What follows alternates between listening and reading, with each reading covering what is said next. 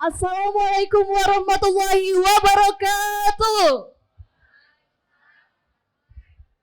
Salam sejahtera, salam sehat, salam bahagia untuk kita semua.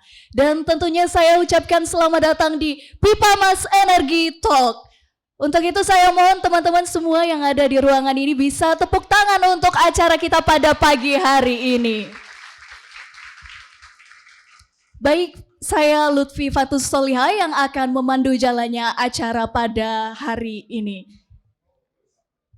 Dan talk show kali ini adalah kolaborasi yang menawan antara Fakultas Bisnis dan Ekonomika Universitas Islam Indonesia dengan Pipa Mas Energi Jakarta. Kali ini Universitas Islam Indonesia bersama dengan Pipa Mas Energi akan membawakan sebuah talk show yang bertemakan tentang apakah efektifnya penggunaan BBM di Indonesia.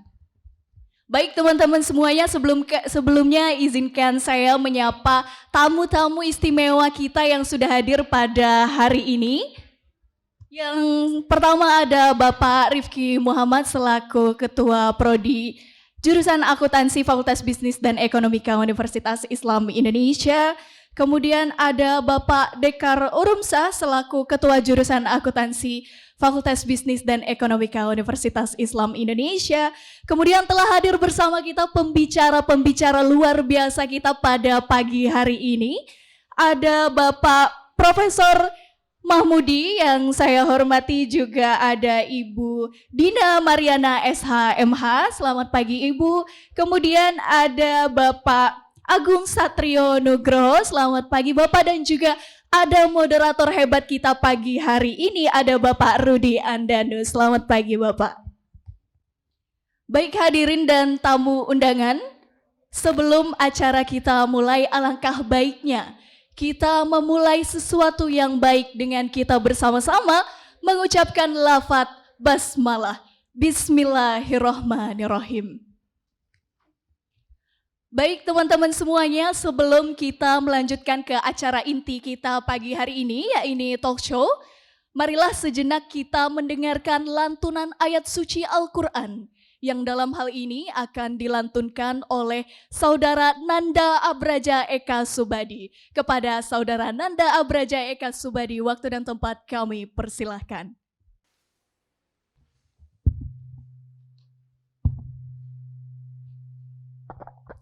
Assalamualaikum warahmatullahi wabarakatuh.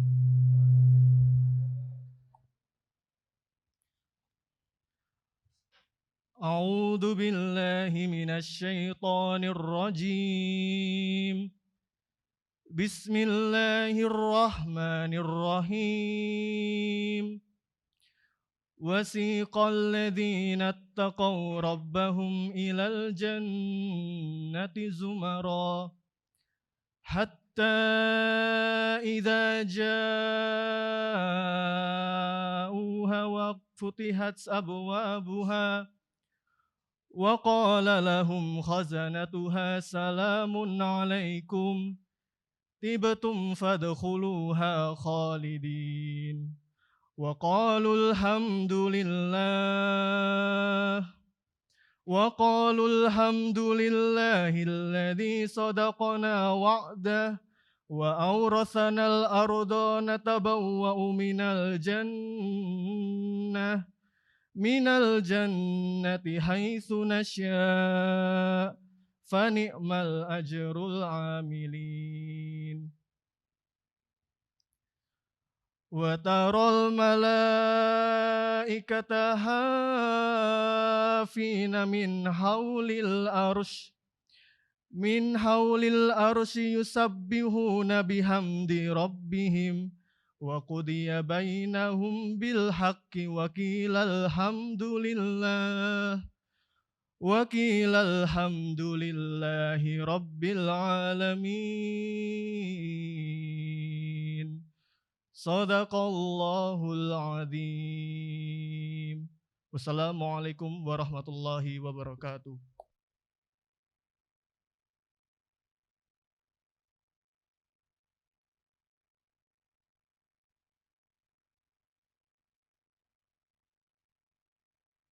Kami ucapkan terima kasih banyak kepada Saudara Nanda Abraja Eka Subadi atas pembacaan ayat suci Al-Quran. Yang diharapkan dengan pembacaan ayat suci Al-Quran dapat mengantarkan acara kita pada pagi hari ini agar berjalan dengan lancar. Amin ya robbal alamin. Hadirin yang saya hormati beserta teman-teman semuanya, sebelum kita melanjutkan ke acara inti pada pagi hari ini, marilah kita mendengarkan sepatah dua patah kata sambutan dari Ketua Jurusan Akuntansi. Untuk itu mohon berikan sambutan kepada yang terhormat Bapak Dekar Urumsah SE SSI MKom PhD. Kepada yang terhormat Bapak Dekar, waktu dan tempat kami persilahkan.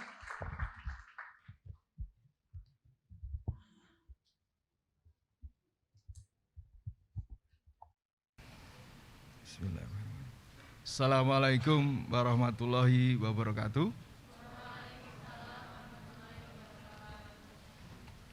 Alhamdulillahirabbil alamin wassalatu wassalamu ala asrofil anbiya'i wal mursalin wa ala alihi washabihi ajmain. Amma ba'du.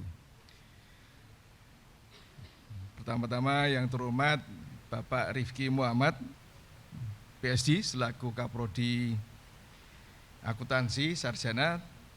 Kemudian yang terhormat para narasumber, ya, dalam hal ini Ibu Dina Mariana selaku Direktur Eksekutif Institute of Research and Empowerment, ya.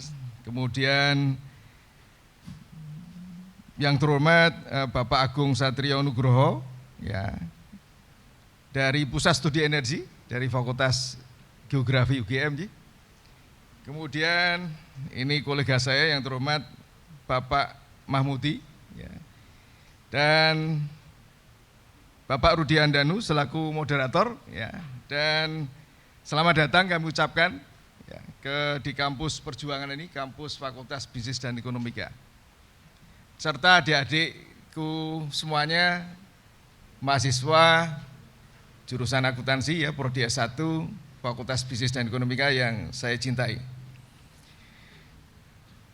Yang pertama-tama kita patut bersyukur tentunya, ya, atas rahmat lindungan karunia serta kesempatan, kenikmatan sehat, kenikmatan kesempatan, ya, sehingga pada pagi hari ini kita masih diberi karunia kesehatan, ya, sehingga kita dapat hadir pada kegiatan yang sangat bagus ini, sangat istimewa menurut saya.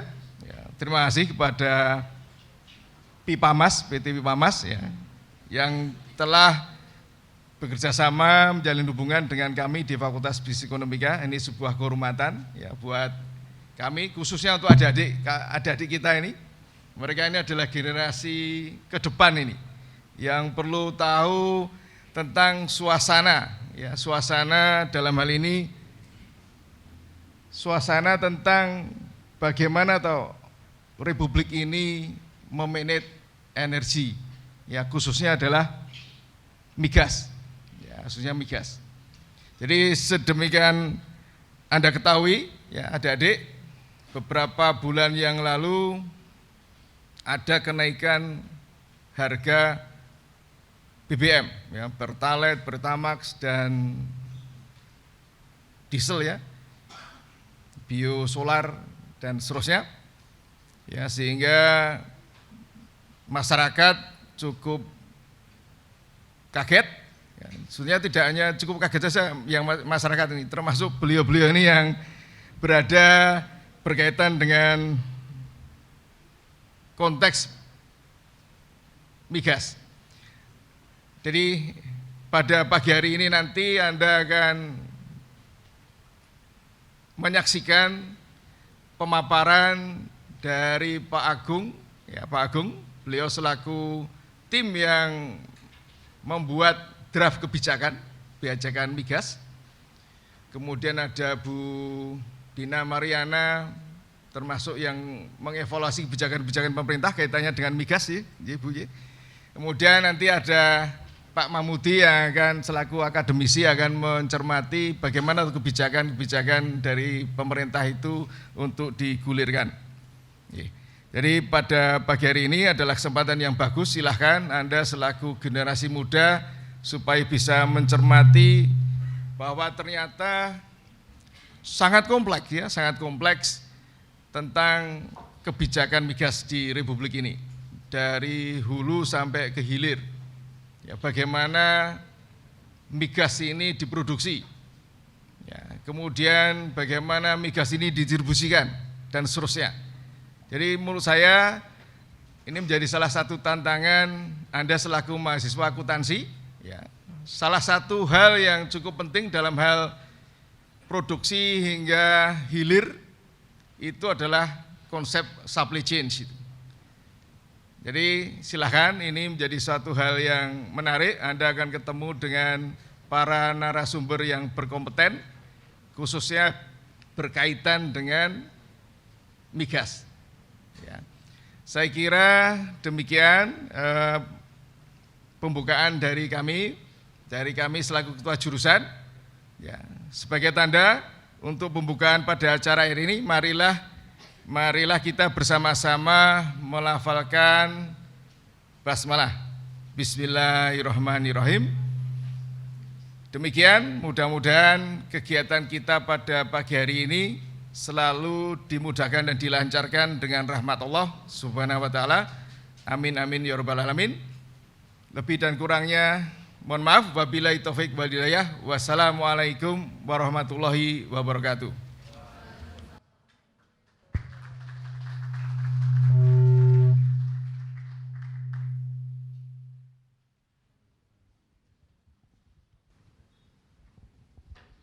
Baik, kami ucapkan terima kasih banyak kepada Bapak Dekar Urumsa atas sambutannya. Baik teman-teman, saatnya kita memasuki ke acara inti kita pada pagi hari ini, yaitu talk show. Kira-kira teman-teman di sini semangat untuk mengikuti talk show kali ini? Suaranya masih terdengar di telinga kanan saya saja. Sebelah kiri masih semangat teman-teman semuanya? Sudah makan semuanya? Boleh dibuka dong kotaknya, silakan dimakan. Baik teman-teman semuanya, saya ucapkan sekali lagi selamat datang dalam Pipa Mas Energi Talk dari Universitas Islam Indonesia bersama dengan Pipa Mas Jakarta. Baik teman-teman semuanya, kira-kira ada yang tahu nggak tema kita pada hari ini? Mungkin bisa dibaca di depan, ada yang tahu temanya? Baik, tema kita kali ini adalah sudah efektifkah pembatasan BBM, yang dimana talk show kita kali ini yang bertujuan untuk meningkatkan awareness kita tentang energi. Baik teman-teman, pada talk show kali ini tidak tanggung-tanggung yang hadir di sini, tidak hanya satu atau dua pembicara, tapi sekaligus 3 pembicara yang hebat, yang berkompeten, yang akan memberikan paparan yang komprehensif pada talk show kali ini. Dan juga untuk memandu jalannya talk show kali ini, kita akan dipandu oleh seorang moderator yang hebat. Beliau adalah alumni dari International Visitor Leadership Program USA, kemudian beliau juga seorang jurnalis profesional dan saat ini beliau sebagai Media and Communication Professional. Kira-kira teman-teman penasaran gak sama pembicara-pembicara kita pagi ini, sama moderator kita pagi ini? Suaranya masih kurang semangat nih teman-teman. Masih semangat teman-teman semua ya? Oke, kalau gitu tepuk tangan dulu untuk kita semuanya di pagi hari ini. Baik, untuk itu langsung saja mari kita sambut moderator hebat kita, Bapak Rudi Andanu. Kepada yang terhormat Bapak Rudi Andanu dipersilakan untuk naik ke stage untuk memandu jalannya. Iya betul Bapak. Terima kasih. Baik Bapak, waktu dan tempat kami persilahkan untuk melakukan talk show kita pada pagi hari ini.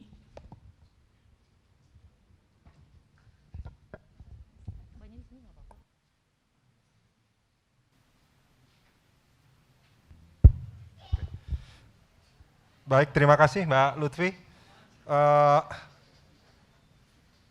Saya belum pada tahap hebat sebetulnya. Saya ini agak malu kalau disebut hebat ya. Bismillahirrahmanirrahim. Assalamualaikum warahmatullahi wabarakatuh. Saya izin buka masker ya. Pertama saya ucapkan terima kasih sama Pak Dekar dan juga Pak Rifki yang telah mau menerima kita untuk bekerja sama menyelenggarakan diskusi pada pagi hari ini. Ini adalah sesuatu yang luar biasa buat kami. Tapi sebelum kita lanjutkan ke diskusinya, saya pengen bilang begini, di Bali itu sekarang adalah puncak acara KTT G20 gitu. Di sana itu ada ya 20 pemimpin negara, lebih sebetulnya mungkin kurang lebihnya, tapi G20 itu kan artinya grup 20 gitu ya. Saya kira pada hari ini di sana itu pemimpin negara, di sini ada mungkin sekitar atau bahkan lebih dari 200 ya. Lebih dari 200 calon pemimpin negara. Tepuk tangan dulu dong untuk semuanya. Ya. Di sana mungkin sekarang akan membahas banyak hal termasuk juga soal transisi energi. Kita juga akan melakukan hal yang sama. Perbedaannya mungkin kalau di sana akan bicara dalam tataran praktis mungkin dan rencana-rencana ke depan. Dan saya punya keyakinan yang luar biasa pada rekan-rekan mahasiswa, kita akan membahasnya dalam tataran yang lebih idealis dan progresif. Betul nggak kira-kira? Jangan pesimis dong, harus optimis. Calon-calon pemimpin negara harus optimis ya.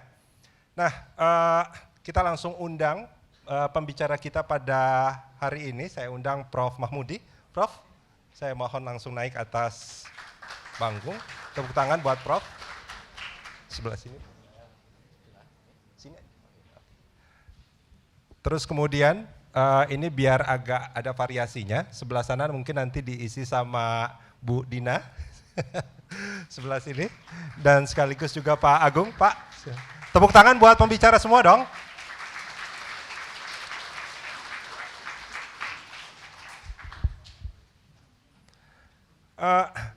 Kenapa pembahasan soal BBM dan energi menjadi penting?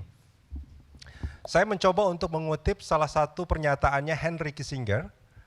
Dia itu mantan Menteri Luar Negeri Amerika di zamannya Pak Richard Nixon. Dia mengatakan, control oil, you control nations. Control food, you control people.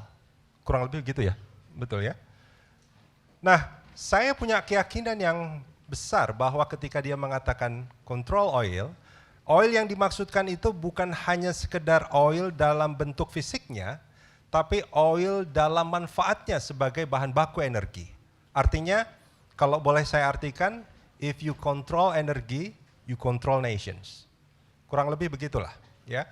Apakah betul pernyataan dari Henry Kissinger itu? Mungkin contoh sederhananya gini. Kita melihat sekarang negara yang menguasai atau memiliki cadangan minyak besar itu diantaranya adalah Rusia, Amerika, dan Arab Saudi. Betul ya? Nah, sekarang kita lihat Eropa itu sedang pusing 7 keliling akibat kebijakan Rusia gitu. Artinya apa? Pernyataan Henry Kissinger itu ya walaupun mungkin itu bisa diperdebatkan tapi itu betul-betul sangat terasa ya. Nah, bagaimana dengan konteks Indonesia? Negeri kita dulu memang pernah menjadi salah satu anggota negara-negara produsen minyak, termasuk ke dalam OPEC gitu ya. Dulu produksi minyak mentah kita itu bisa memenuhi kebutuhan konsumsi nasional. Tapi itu dulu. Sejak 2008 kita sudah tidak termasuk OPEC. Dan produksi lifting minyak mentah kita itu sudah jauh turun dibandingkan masa-masa keemasan era dulu itu. Dan konsumsinya terus meningkat.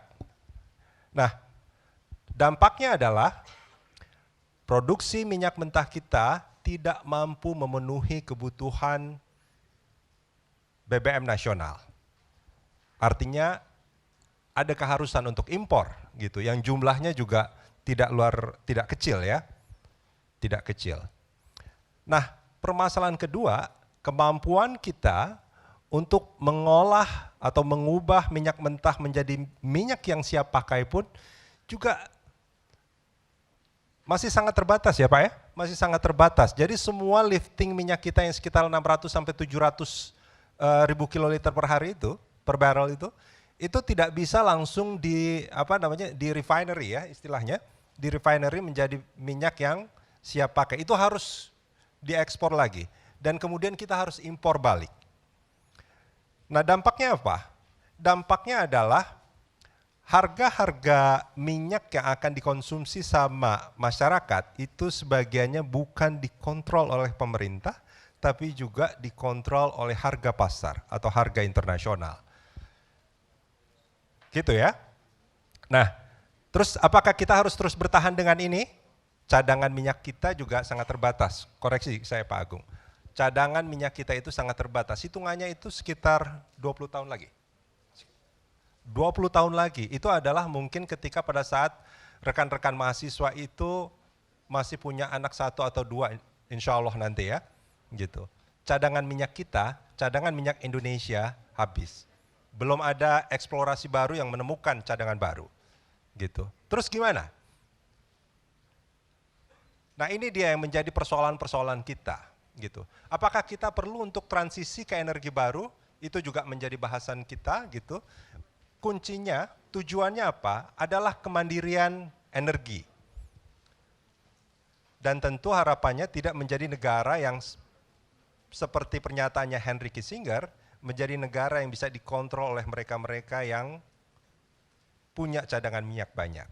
Ya, nah saya berharap nanti akan ada pertanyaan-pertanyaan yang kritis, ide-ide progresif gitu yang bisa ditanyakan ke para pembicara kita yang luar biasa yang ada di depan, ada Prof. Mahmudi, ada Ibu Dian dan juga Pak Agung. Sekali lagi tepuk tangan buat para pembicara. Oke, itu tadi intronya, mungkin agak sedikit kelamaan tapi kurang lebih itulah gambaran sedikit ya Prof. dan Bu Dian dan Pak Agung tentang tantangan kita saat ini. Baik, selanjutnya saya serahkan sama Pak Agung, mungkin pertama Pak Agung untuk memaparkan. Silakan, waktu dan tempat silakan Pak. Dan nanti akan ada dibuka Q&A ya, setelah para pembicara, nanti akan diberikan waktu untuk Q&A. Silakan Pak. Baik, perkenalkan ya teman-teman ya. Saya Agung, di sini sebetulnya sebagai juru bicara tim penyusun kebijakan kemarin.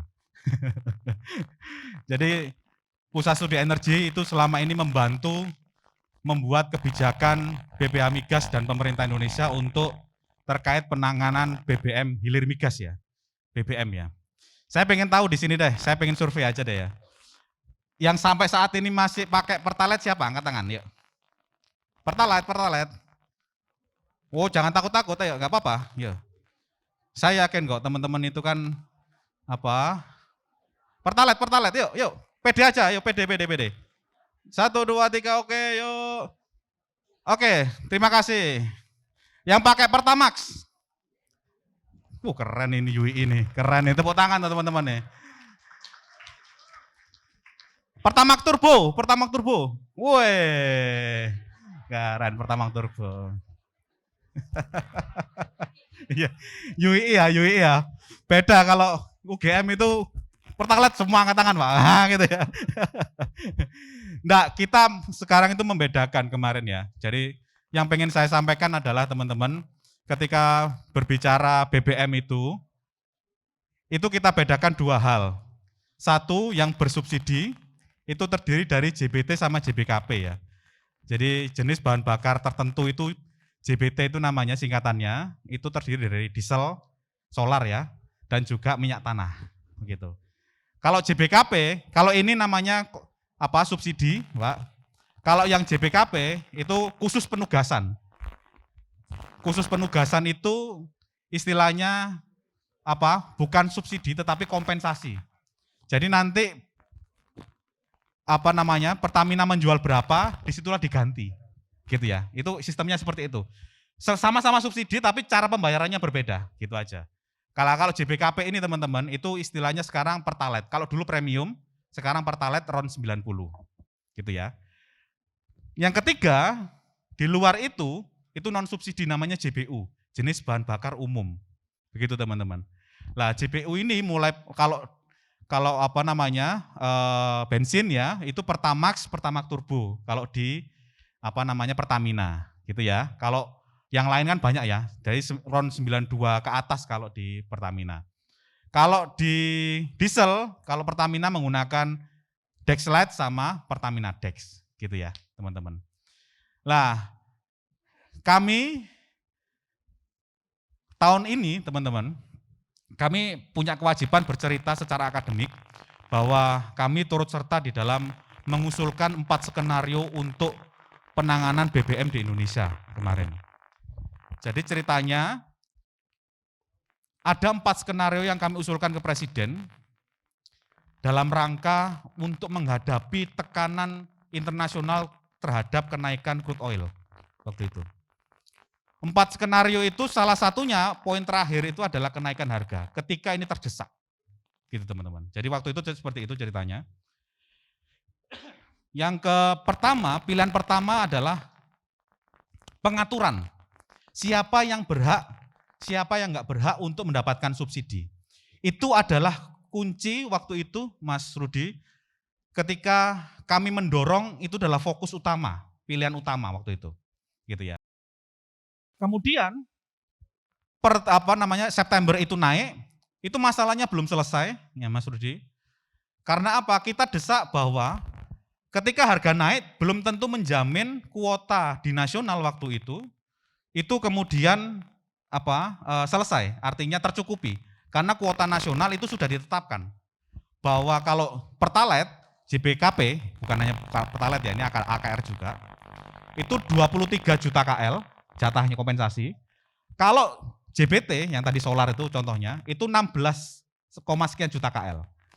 Kita proyeksikan konsumsi kalian ini, ya, kita hitung, 2022 setelah COVID ini selesai, artinya sudah mulai pulih ya, itu dari 23 itu kalian butuh di Indonesia ini langsung melonjak menjadi 29 juta KL.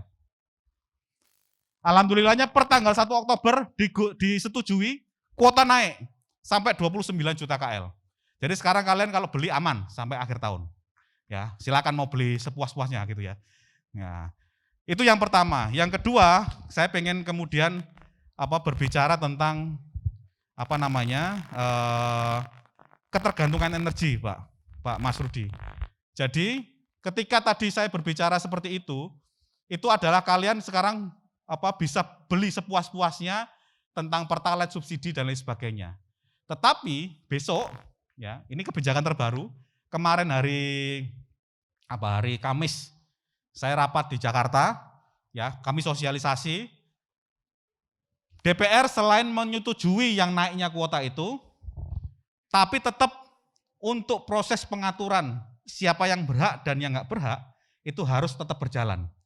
Targetnya itu adalah tahun depan per tanggal 1 Januari atau sekitar Januari 2023 awal itu akan kemudian dibatasi, bukan dibatasi tapi diatur siapa yang berhak, yang nggak berhak, begitu Pak. Nah, sedikit bocoran. Besok yang Pertalite itu ya, misalkan Pertalite. Ini kalau dibocorin nanti tayang di YouTube ini Pak. Oh, enggak apa-apa, bebas. Kemarin soalnya sudah disosialisasikan ke berbagai komunitas, jadi saya membantu untuk mensosialisasikan saja gitu ya. Mudah-mudahan enggak apa-apa ini. Enggak apa-apa, kan kalangan akademik toh. Nah, gitu ya. Tapi tolong ini dikritik saja. Tolong dikritik, artinya kalau mau silakan masih ada forum untuk kemudian mengkritik.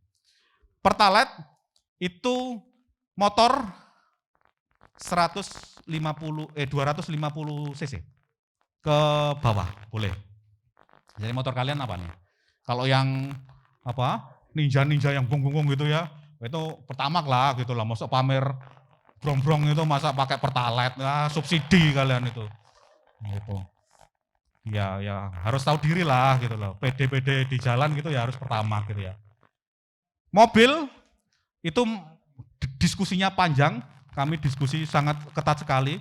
Pengennya 1.500 cc ke atas, yang nggak boleh. Tapi kemudian Pertamina mendesak, ini Pertamina Pak ya BUMN ini 1.400 cc ke bawah. Jadi yang Avanza 1,5 itu akan nggak boleh beli Pertalite besok ya. Jadi yang punya mobil ya 1.500 cc ya kan masih banyak ini ya, itu siap-siap nggak boleh Pertalite.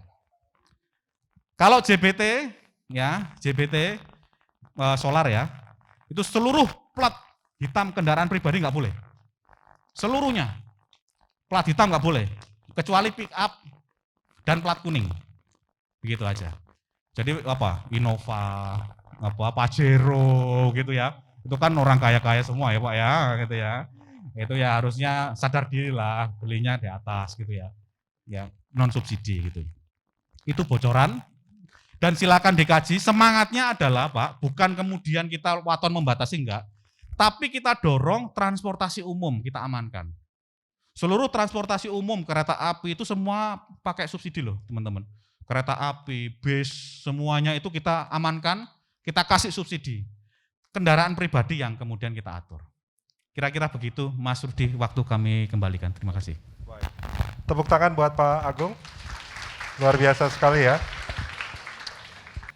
Selanjutnya kita akan minta Ibu Dina. Bu Dina silakan Bu paparannya. Tepuk tangan untuk Ibu Dina Mariana.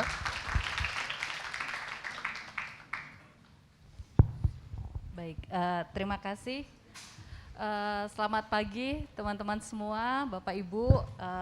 Mungkin saya ingin memperkenalkan diri dulu, apa itu IRE dan kok bisa menjadi bagian dari diskusi ini. Nanti tugas moderator yang menyambungkan. Jadi IRE sendiri adalah lembaga riset dan pemberdayaan masyarakat yang kita banyak bekerja di isu-isu lokal. Lokal itu ada di daerah dan ada juga desa sampai level desa. Nah, kalau tadi Mas Agung banyak bicara pada konteks migas, kalau IRE kita dalam konteks energi, terutama energi baru terbarukan ya, mendorong desa itu mandiri energi. Jadi bagaimana kemudian menciptakan alternatif sumber energi baru dan mengurangi pola konsumsi yang sebenarnya tidak cukup perlu misalnya. Nah, tetapi memang tidak mudah Mas Agung untuk mempertemukan antara EBT dengan migas. Jadi ini dua kamar yang selama ini juga seringkali salurannya tersumbat untuk bisa mempertemukan dua kepentingan besar ini. Hari ini ketika kami juga mendalami tentang bagaimana dampak dari kenaikan BBM kemarin, membayangkan bahwa desa itu begitu terdampak ketika pandemi, tiba-tiba harus dihantam juga dengan kenaikan harga BBM. Itu terasa sekali di level desa dan memang banyak sekali yang mengeluhkan. Ini tidak hanya Jawa potretnya tetapi juga di luar Jawa. Kelangkaan itu luar biasa. Terakhir minggu kemarin saya berada di Kalimantan, 1 kilometer antrian ternyata masih terjadi itu kesulitan BBM, sehingga kampanyenya mungkin bukan sekedar bagaimana menciptakan energi baru terbarukan. Kalau kami akhirnya juga memilih bagaimana memperbaiki pola konsumsi energi masyarakat. Dan ini juga yang menurut saya penting untuk dipahami oleh teman-teman mahasiswa. Kalau masih punya kaki yang sehat untuk berjalan, Bu, kalau cuman jarak setengah kilometer jalan aja, nggak perlu ngeluarin motor untuk mencari makan misalnya ya. Itu soal bangunan ideologis, bangunan kesadaran bagaimana memanfaatkan energi yang kita miliki untuk bisa menghemat energi yang tak terbarukan tadi. Nah, teman-teman, saya ingin menyampaikan bahwa satu hal yang selama ini jadi kritik kami juga soal distribusi BBM, Pak. Memang kita tahu bahwa selama ini distribusi mungkin terpusat pada satu perusahaan. Kami juga mengkampanyekan bagaimana kalau di desa itu punya yang namanya badan usaha milik desa.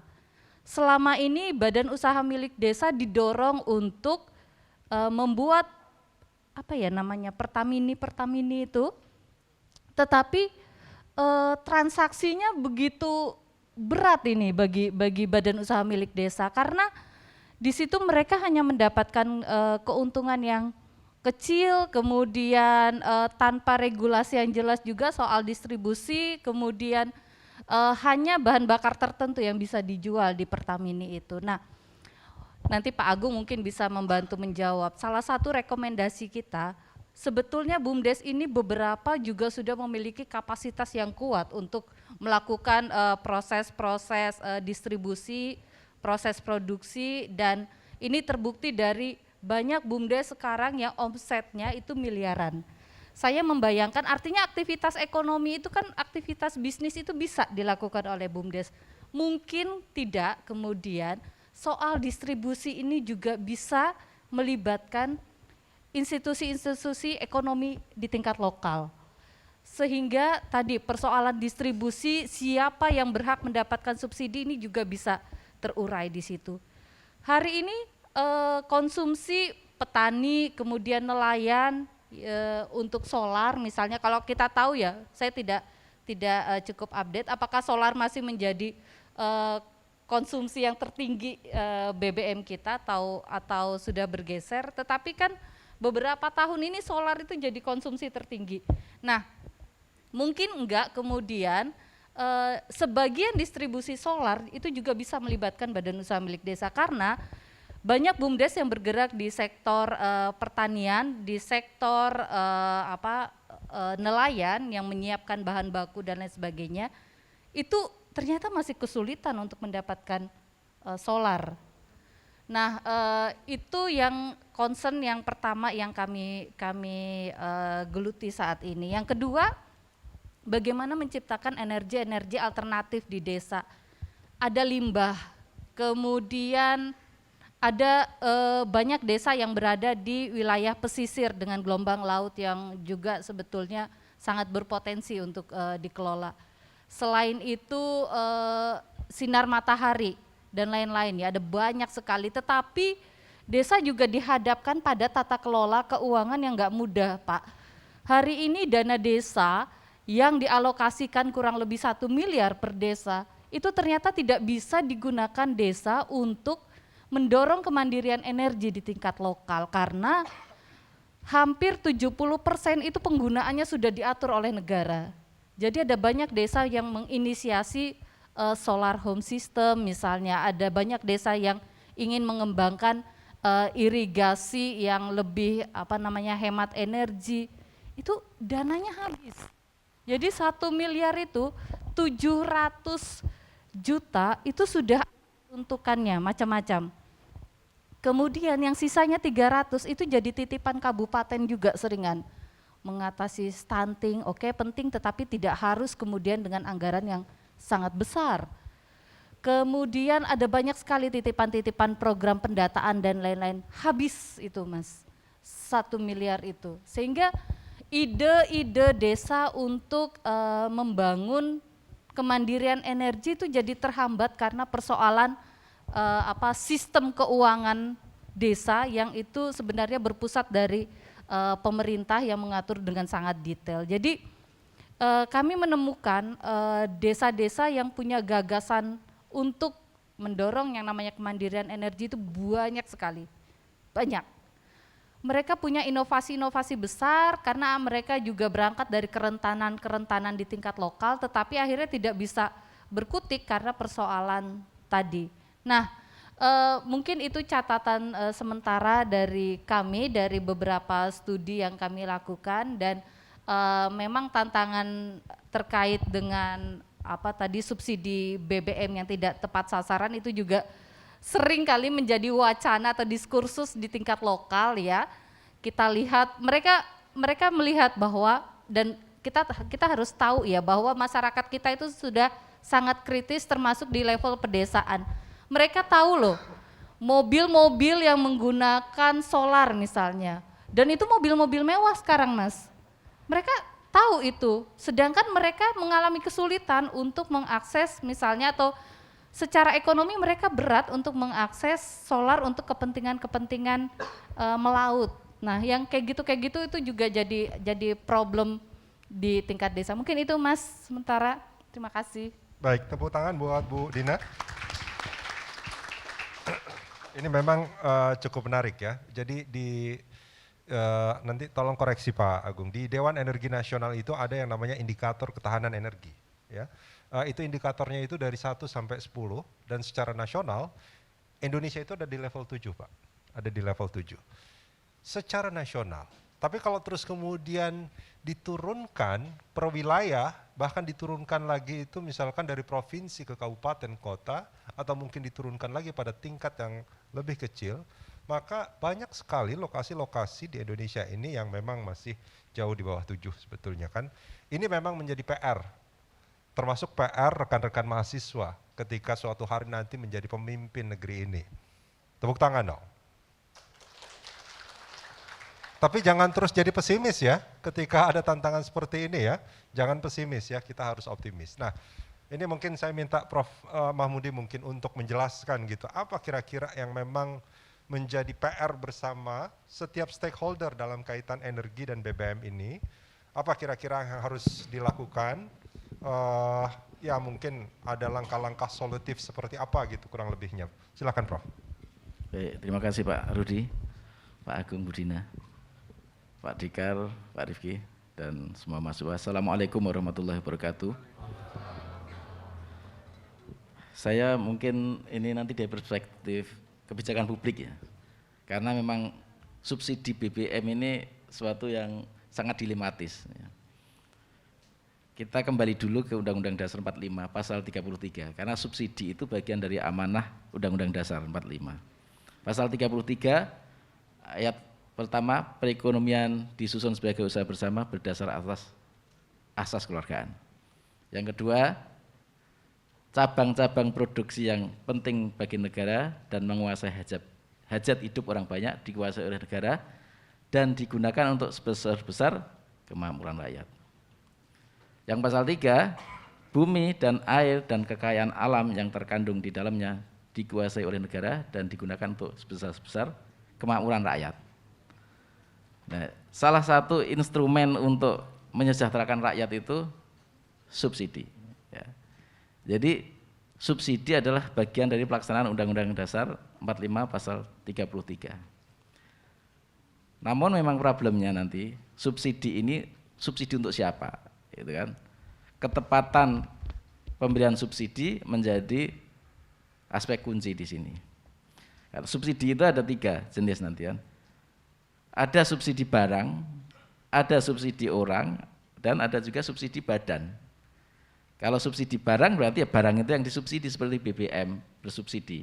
Artinya siapapun yang mengkonsumsi BBM bersubsidi itu ya, tanpa memandang kelas ekonominya, latar belakangnya, ya dia akan dapat subsidi itu, menikmati subsidi itu. Kalau subsidi orang ya nanti udah orang-orang tertentu yang dipilih ya yang akan dapat subsidi. Kemudian ada juga yang subsidi badan melalui PSO, ya, Public Service Obligation, pemerintah memberikan subsidi kepada lembaga atau badan yang menyediakan pelayanan publik seperti misalnya kereta api, yang disebutkan itu badan termasuk. Nah, kenapa subsidi BBM ini menjadi diskusi yang berkepanjangan ya? Karena memang ya BBM itu bagian dari hajat hidup orang banyak, ya, menguasai hajat hidup orang banyak gitu. Dan ditambah lagi ketersediaan BBM minyak ya kita itu kan semakin menurun. Produksi kita tadi disampaikan sejak 2008 kita sudah bukan menjadi anggota OPEC dan sekarang kita net importir dari BBM. Kapasitas produksi kita sekitar 600 sampai 700 ya, ribu US barrel per hari. Sementara kebutuhannya sudah 1,8 juta, jadi kan defisit kita dan harus impor.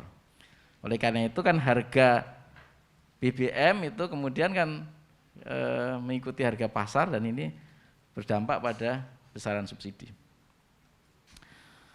Tetapi yang menjadi poin di sini adalah bagaimana subsidi itu bisa diberikan secara tepat dan kita harus ingat apa sih sebenarnya produser penyebab dari subsidi itu membengkak atau besar. Ini yang perlu dicermati juga. Kalau tadi kita hanya menghimbau misalnya, ini yang kaya jangan mengkonsumsi BBM bersubsidi, ya itu baik-baik saja. Tapi kebijakan itu harus pakai sistem, ya. Jadi tidak bisa hanya himbauan.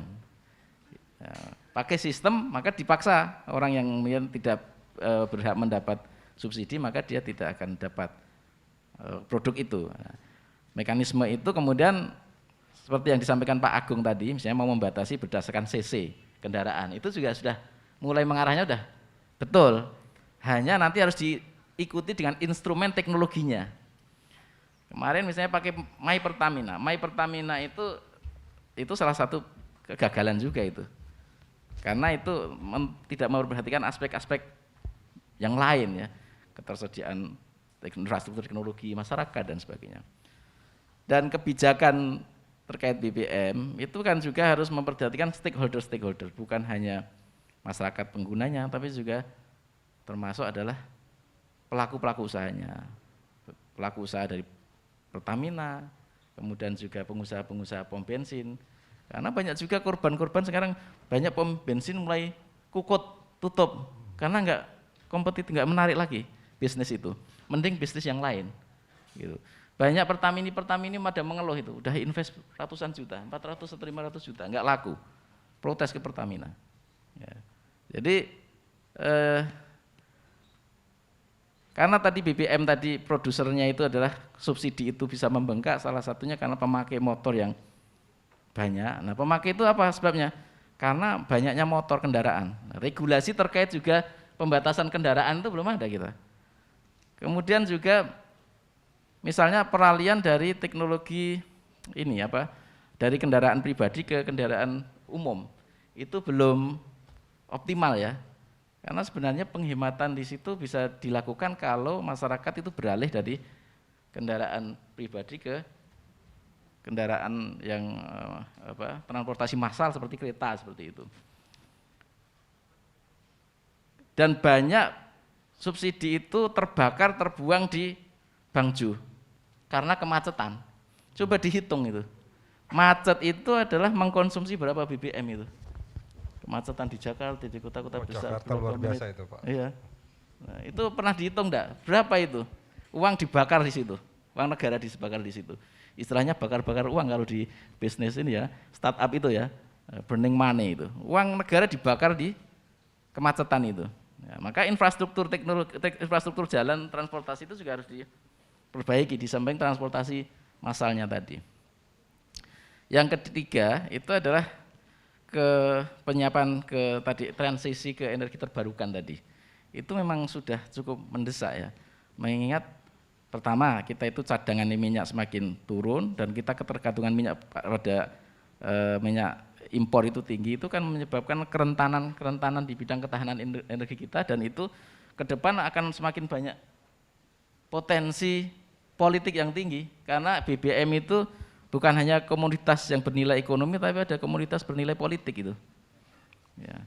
Masalah BBM bisa menyebabkan instabilitas politik. Ya. Menyebabkan beberapa daerah itu, negara itu bahkan chaos dan terjadi krisis politik seperti Sri Lanka dan sebagainya itu ya. Nah, jadi memang maka pemerintah memang sangat hati-hati ini dalam hal BBM. Secara hitung-hitungan memang dari sisi costing itu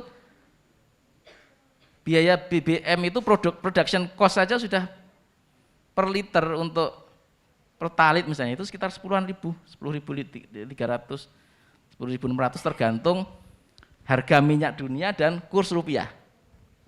Misalnya begini, hitung-hitungan gampang ya. Satu barel itu harganya sekarang berapa? Sekitar 90. Ya, satu barel per US barel per hari itu kan sekitar hari ini mungkin taruhlah $100 per barel. Satu barel itu bisa untuk menghasilkan 145 sampai 150 liter. Ya. Kita impor misalnya dengan kurs 15.000 sekarang 15.500 ya, 15.600. Berarti kita untuk memproduksi mengubah satu barel menjadi 150 barel liter tadi itu kan tinggal dikalikan kita. Nanti 15.500 kali 100 kan, dibagi dengan 145 atau 150 ya. Kalau misalnya 150 lah taruhlah. Itu berarti kan production cost-nya saja itu 10.000 menghasilkan satu pertalite. Mengubah apa namanya? Itu baru production. Tapi ada biaya lain kan? Biaya distribusi, biaya eksplorasi, dan biaya overhead lainnya itu. Sehingga kalau misalnya diakumulasi ya bisa tadi 17.000 itu karena full cost itu, full cost. Ya, production cost-nya itu memang 10.000 ya. Kira-kira itu untuk yang gambaran mudahnya itu untuk satu barel. Nah, tapi itu dengan asumsi net impor semua ya, karena kita kan juga ada produksi juga ya. Ada produksi sekitar 600.000 itu kan. Sehingga dari situ bisa dikompensasi dan harganya bisa lebih turun gitu kan. Hanya masalah ke depan itu kan kita semakin cadangan belum ditemukan semakin kecil kan. Oleh karena itu kan kita penghematan itu menjadi penting, penghematan BBM itu. Ya, supaya kita tidak terlalu boros-boroskan uang negara untuk hal-hal yang tidak perlu.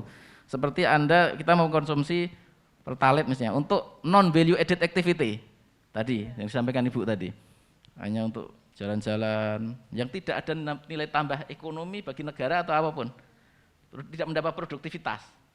Nah itu sebenarnya kan itu sayang itu, banyak uang negara yang kemudian tidak teralokasi dengan baik hanya karena non value added activity seperti juga kemacetan dan sebagainya itu. Nah, jadi terkait dengan alokasi BBM tepat sasaran itu setuju lah. Jadi itu bagus karena memang namanya subsidi sebenarnya kan memang ya itu diutamakan untuk masyarakat yang tidak mampu ya. Jadi yang kaya ya biar tetap dia hidup dengan gaya hidup yang kaya dengan mengkonsumsi produk yang lebih mahal tanpa subsidi mestinya. Nah itu yang subsidi ya untuk yang memang kurang ya, dan mekanismenya tadi ya, perlu ada suatu sistem ya. Tidak sekedar himbauan, sudah lupakan himbauan. Himbauan itu ya bagus tapi itu tidak efektif karena itu tidak akan efektif. Misalnya menghimbau yang kaya jangan beli pertalite, harus dengan sistem. Misalnya gini yang mudah itu Pak, di tempat jalan itu kalau dihimbau jangan ngebut-ngebut di sini, itu susah sekali. Ngimbu gitu orangnya gonta-ganti kan tiap hari yang lewat itu. Tadi buat sistem kasih polisi tidur yang tinggi itu. Orang mau tidak mau lewat situ pasti pelan-pelan. Enggak usah dibilang pelan-pelan, enggak usah. Otomatis dia akan melakukan itu. Itulah bagusnya sistem. Jadi itu Pak Rudi ya, saya kira dari perspektif tambahan dari kami. Itu kalau ada polisi tidur tinggi nggak pelan-pelan jumping itu Pak. Iya, artinya kan sebetulnya itu dalam konteks fisik mungkin adalah polisi tidur tadi. Dalam konteks makna kan sebetulnya dalam konteks makna itu kan sebetulnya harus ada aturan sebetulnya gitu ya Pak Prof ya. Jadi yang tanpa harus diworo-woro, publik sudah tahu ada aturan soal BBM ini seperti apa sebetulnya. Baik, kita akan masuk ke Q&A. Saya kembalikan ke Mbak Lutfi.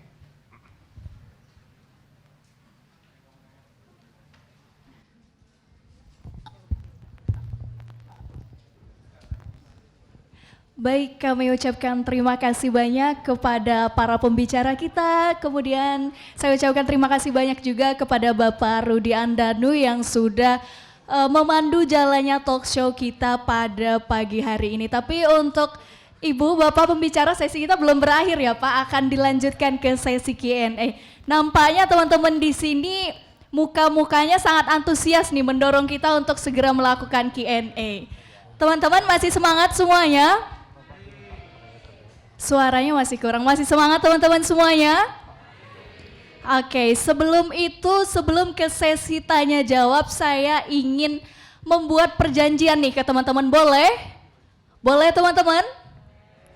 Oke, Siapa yang ingin mengajukan pertanyaan, dipersilahkan untuk angkat tangan, kemudian berdiri, perkenalkan namanya, baru mengajukan pertanyaan.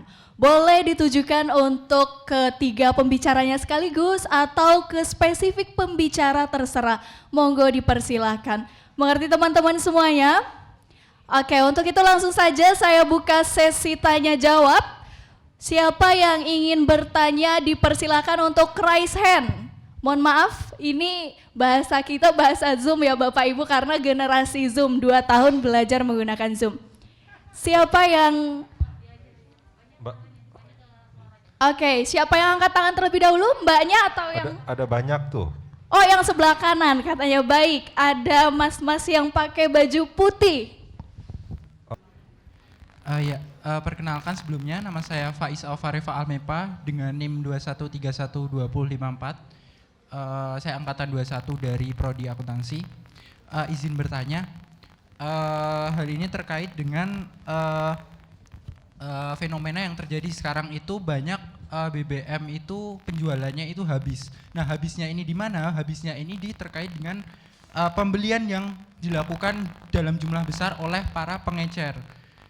Bahkan para pengecer ini tidak mengantongi izin dari pemerintah begitu.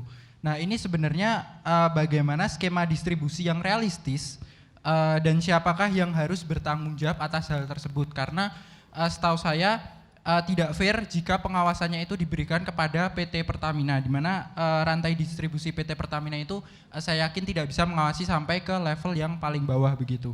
Nah, sesuai dengan Perpres sendiri ada di nomor 191 tahun 2014 itu tugas yang berwenang untuk mengawasi distribusi ini sendiri itu oleh kewenangan BPH Migas yang berkoordinasi dengan Kementerian Dalam Negeri.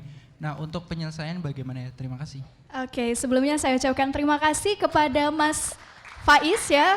Untuk pertanyaannya ditujukan ke ketiga pembicara kita atau ke spesifik pembicara? Mungkin ke ketiga pembicara. Oke, baik Bapak dipersilakan mungkin dari Bapak Agung terlebih dahulu. Mungkin 2 pertanyaan dulu sekalian kali ya. Oke. 2 pertanyaan. 2 pertanyaan lagi teman-teman. Oke, Masnya yang di sebelah sana. Perkenalkan, nama saya Ani Dita, saya angkatan 20 di akuntansi. Ingin bertanya kepada Pak Agung yang mungkin lebih dekat ke government pusat terkait dengan judul kita, yaitu kan efektif pembatasan BBM ya Pak. Bagaimana tanggapan Pak Agung untuk pengembangan kendaraan yang listrik gitu Pak, kayak mobil gitu.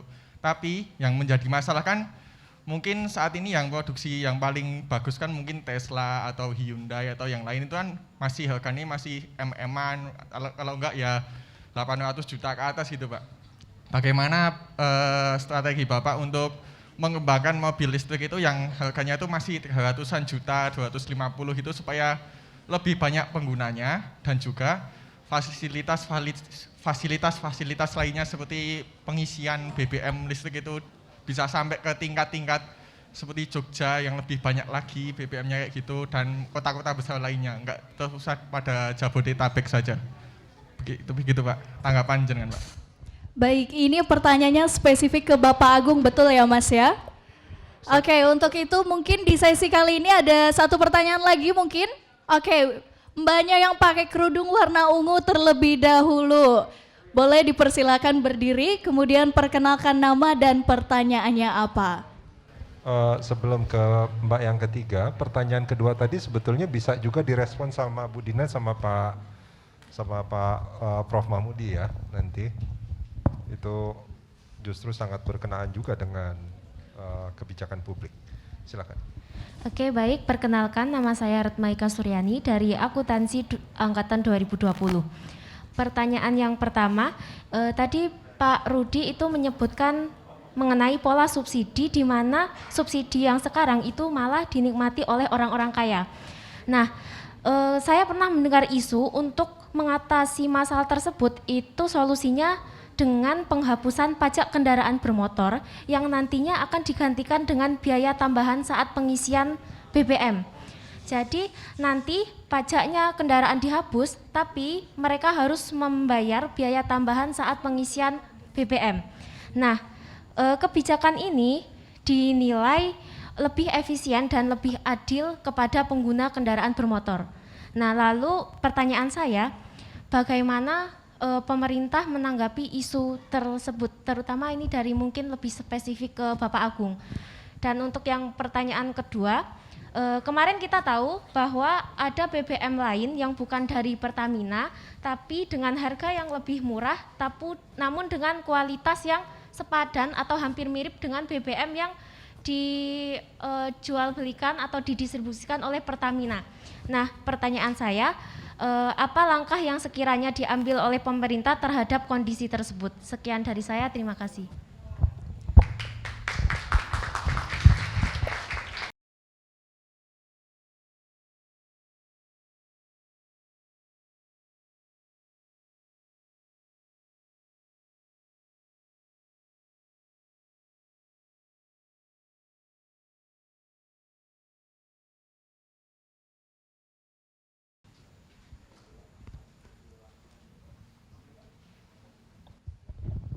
Ya, terima kasih Mas Treva ya tadi ya?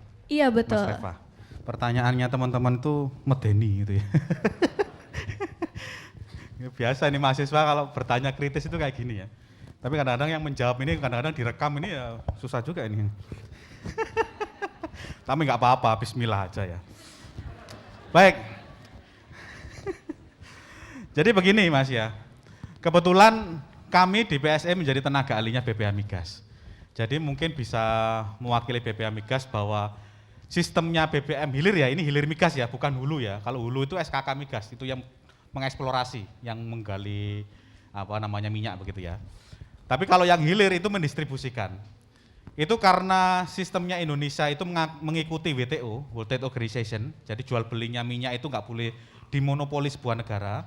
Maka kita Indonesia itu membuat sebuah sistem namanya WASIT. Wasitnya pendistribusi migas ini, hilir migas, itu namanya Badan Pengatur BPH Migas itu. Sifatnya wasit itu Mas. Nah pelakunya siapa? Pemainnya, itu pemainnya Shell, Total, Pertamina, AKR gitu ya. Itu salah satunya semua, begitu. Jadi kita bagaimana negara ini nggak boleh memonopoli, nggak boleh semuanya harus Pertamina, nggak boleh sebetulnya. Meskipun sampai saat ini 90% itu dikuasai Pertamina. Ini masih buruk ini, kondisi Indonesia ini. Harusnya semuanya itu kemudian bisa masuk dan akan berpengaruh harganya turun, kan gitu kan? Biasanya kan sering pelakunya banyak, itu harganya turun kan begitu. Nah itu Mas yang ke depan itu seperti itu, begitu ya.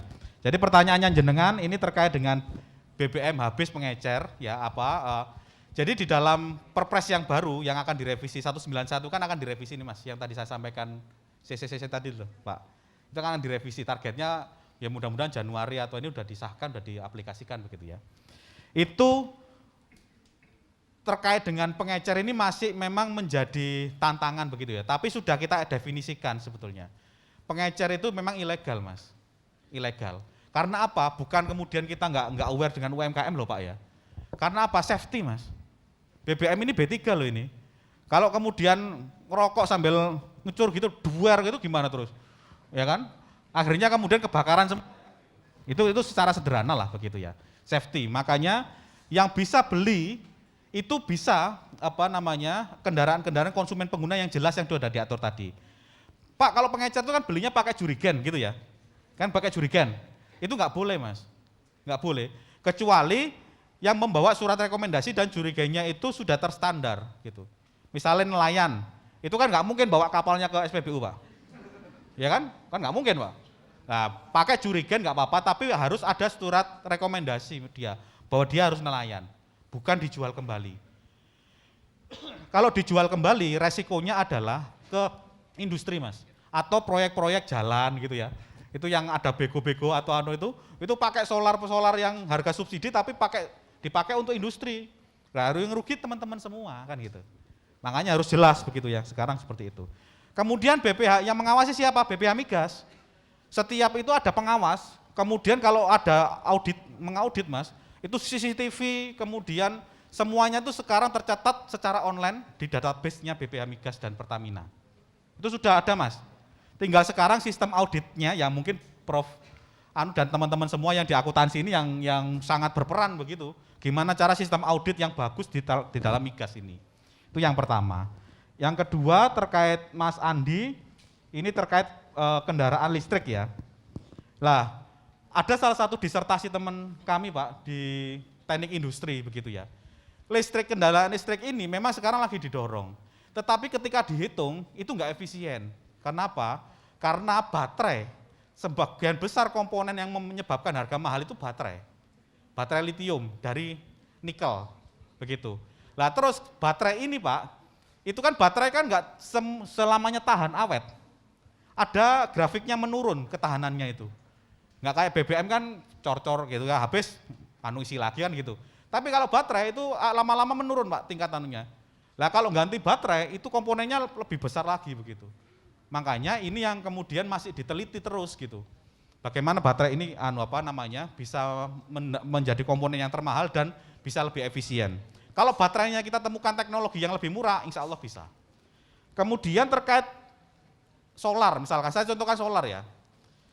Solar ini kan sudah B30 Pak, Bio30, jadi 30%-nya itu sudah dari sawit. Masalahnya, kita beberapa waktu lalu itu kemudian, ya mungkin kurang berprediksi atau apa, ketika sawit kemudian kita undang menuju ke BBM ini, harga sawit gak karu-karuan, akhirnya minyak goreng kalian mahal itu. Kemarin salah satunya penyebabnya itu, goncangnya gak karu-karuan, minyak goreng bisa sampai seperti itu. Itu yang kemudian perlu kita prediksi bersama. Terus yang terakhir Mbak Retno, pajak kendaraan bermotor itu sudah kita lakukan Mbak. Contohnya apa? Teman-teman beli LCGC, tahu nggak LCGC? Low cost green car. Ayla itu loh, Ayla apalagi, Agia gitu ya. Itu harganya kan murah kan? Ya kan, harganya murah. Itu memang sengaja pajaknya diturunkan Mbak. Tapi syaratnya kalau kalian punya Agia, Ayla, Brio atau apalagi itu ya, itu kalau di tangki bensinnya itu minimal konsumsi RON 92. Itu sudah syaratnya, pajaknya sudah diturunkan, konsumsi BBM harus minimal RON 92 ke atas. Tapi masalahnya sekarang tetap aja pertalite Pak, gitu ya. Tetap aja pertalite begitu.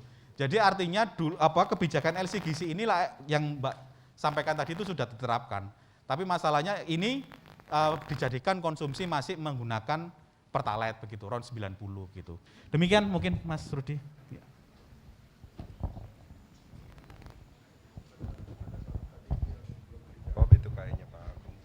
Soal yang katanya harga BBM Pertamina lebih mahal daripada merek lain.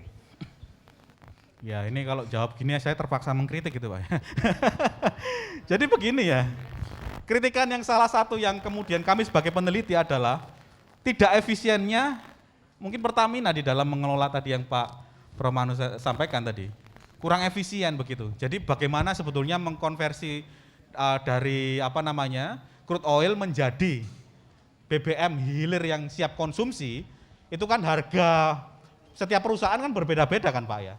Jadi saya punya tenaga kerja sekian, kemudian dibagi sekian dan lain sebagainya, akhirnya keluar produknya itu harganya sekian, kan begitu. Nah itu yang terjadi seperti itu, makanya kemudian kalau dibilang kurang efisien mungkin perlu kita evaluasi di dalam proses pengolahan BBM itu di Pertamina khususnya Pak. Atau juga ini, karena memang sudah menjadi kebijakan pemerintah untuk mendistribusikan BBM satu harga sampai ke pelosok daerah 3T, itu kan biaya distribusinya juga luar biasa tidak kecil gitu kan. Sehingga kalau seandainya mungkin retail-retail selain Pertamina melakukan hal yang sama, mendistribusikan sampai ke pelosok, mungkin akan lebih terlihat fairnya mungkin kalau mau dikomparasi. Karena mendistribusikan sampai ke, saya nggak tahu mungkin ke Papua, kayak itu mungkin juga akan biayanya mahal juga kali Pak Agung. Ini menarik Pak ya. BBM satu harga itu adalah distribusi ruginya Pertamina. Begitu. Distribusi rugi Pertamina. Dan Pertamina, kalau kita hitung Pak ya, tadi saya sampaikan datanya, seluruh Indonesia 7.230 kecamatan. Kita bagi habis, bagi 3 Pak, kriteria. 1, daerah yang sudah ada penyalurnya, artinya pom bensin minimal 1 kecamatan 1. Yang kedua, daerahnya ini tidak susah dijangkau tetapi belum ada penyalur SPBU-nya. Jadi nunggu investor aja. Yang ketiga namanya daerah terpencil. Ini diatur dalam Undang-Undang Migas, Pak. Daerah terpencil itu yang susah dijangkau, gunung, berbukit, wes susah dijangkau truk Pertamina untuk mendistribusikan di sana. Ini jumlahnya 1.328 kecamatan. 328 kecamatan. Ini kita petakan, Pak. Terus, Pak, gimana cara kita menjangkau ini, Indonesia ini, yang daerahnya pegunungan, yang rawa, yang hutan begitu. Itu Pertamina, terus kita tanya berapa jangkauan untuk di SDM ya, satu harga. Itu per 5 tahun, Pak, itu mereka mampunya hanya 300 kecamatan, Pak. Jadi sekarang sudah hampir 2 periode Presiden Jokowi ini, itu sudah 500-an sampai 600 kecamatan, Pak. Jadi kalau kita bagi 1.300 itu butuh 5 periode Presiden, Pak. Nah itu, baru selesai semua itu 1.300. Itu pun kalau mau nambah lagi, Pak. Oh, artinya secara harian kan masih berkewajiban juga, Pak. Nah makanya itu PR kita, BBM satu harga belum optimal untuk bisa menjangkau seluruh wilayah Indonesia. Makanya butuh strategi yang sedang kita usulkan namanya sub penyalur. Gitu. Jadi penyalur itu skala SPBU, Pak. Penyalur skala kecil yang teman-teman tadi Ibu sampaikan, Pertasop namanya kalau di Pertamina, atau Microset kalau Total dan macam-macam. Itu minimum harganya investasi itu 250 juta, begitu. Itu kecuali bangunan dan lahan ya. Terus yang ketiga itu namanya sub penyalur. Sub penyalur ini itu bisa diadakan dengan sistem tertutup. Jadi saya punya kelompok nelayan, saya pengen mendapatkan itu, saya kerjasama dengan penyalur, begitu, tapi hanya bisa dijual untuk kelompok saya saja, nggak boleh ke umum. Dan saya ngambil sendiri. Jadi misalnya saya pulau kecil begitu, terus ngambil sendiri, bawa sendiri, harganya plus ongkos angkut namanya. Jadi harga solar plus ongkos angkut. Tapi nggak boleh dijual keluar, kalau dijual keluar, bebas, itu namanya pelanggaran. Begitu, itu untuk menjangkau caranya seperti itu. Kira-kira itu, Mas Rudi. Artinya untuk sampai ke daerah 3T itu memang biayanya besar ya? Oh besar sekali Pak. Dan itu mungkin kalau retail asing itu nggak akan melakukan itu karena biayanya pasti akan sangat tidak efisien.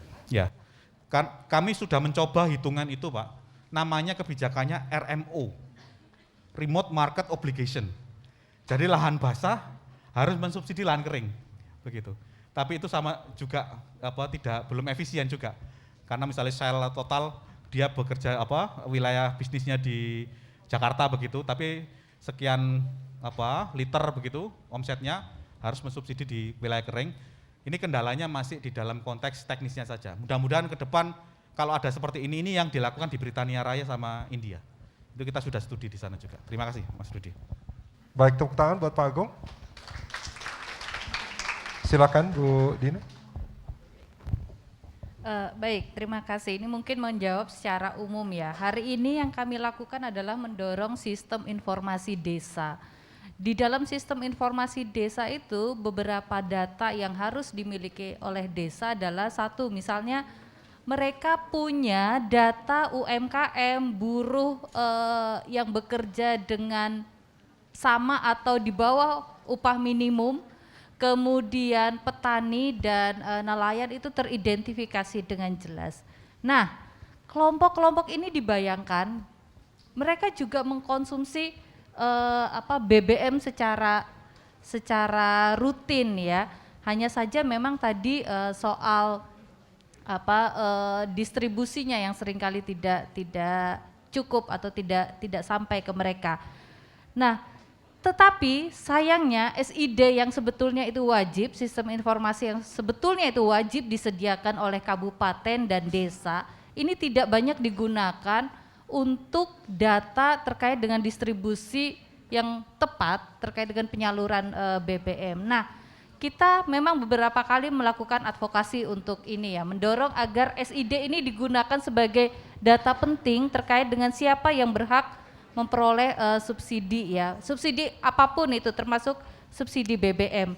Ini yang seringkali luput, datanya tidak disiapkan, kemudian ketika desa sudah siap pun tidak digunakan atau tidak dimanfaatkan. Itu yang jadi tantangan kita juga. Selain itu saya ingin cerita bahwa kami IRE juga punya desa mitra itu yang cukup jauh, itu desa tanpa daratan, itu ada di Kabupaten Kutai Kartanegara, di mana di situ adalah wilayah ring 1 eksplorasi migas Pertamina, dan teman-teman bayangkan betapa mereka harus mengeluarkan uang yang cukup besar untuk biaya melaut karena mayoritas mereka nelayan. Tetapi biaya melaut itu dari bahan bakar yang mereka sangat sulit dapatkan, dan sampai hari ini itu masih jadi masalah serius di salah satu desa itu. Nah, jadi ini ironi-ironi yang seringkali ditemukan ya, mulai dari desa itu tanpa listrik, itu tidak ada listrik. Jadi mereka melihat gemerlap di tengah laut, tetapi mereka sendiri tidak menikmati listrik. Mereka menjadi wilayah eksplorasi, tetapi mereka minim bahan bakar. Kalaupun ada itu sangat mahal. Jadi persoalan ini yang masih sering sulit untuk diurai, dan bayangkan ini sudah puluhan tahun, tetapi kami masih menemukan hal yang sama di tiap tahunnya yang selalu jadi evaluasi kami. Dan sorry Mas Rudi, program CSR pun di sana belum mampu untuk bisa menyelesaikan persoalan-persoalan seperti ini. Kecenderungan program CSR baru pada bagaimana masyarakat berkontribusi, ini yang paling maksimal yang saya lihat terhadap kehidupan para pekerja-pekerja perusahaan di sana agar mereka bisa supply untuk cateringnya. Jadi baru sebatas itu, belum sampai pada bagaimana menciptakan misalnya atau mengurai kerentanan-kerentanan tadi, sumber daya bahan bakar, kemudian sumber daya energi, atau persoalan yang lebih krusial terkait dengan pelayanan dasar. Mungkin itu catatan dari saya. Baik, tepuk tangan buat Bu Dina. Silakan Prof.